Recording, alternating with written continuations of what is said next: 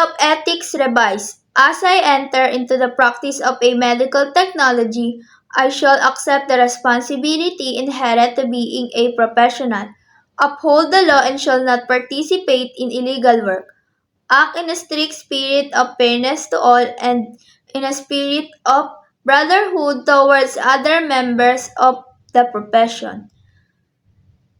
Accept employment from more than one employer only when there is no conflict of interest. Perform my task with full confidence, absolute reliability, and accuracy.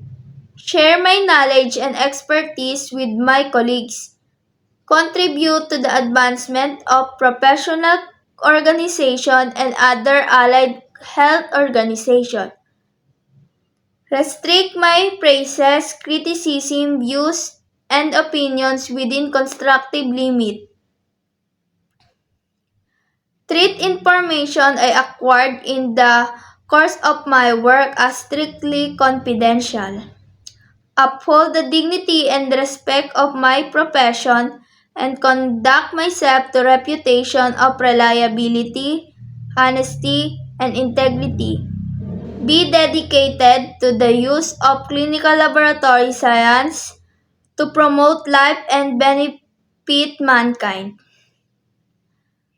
Report any violation of the above principle of the professional conduct to authorized agency and the ethics committee of the organization.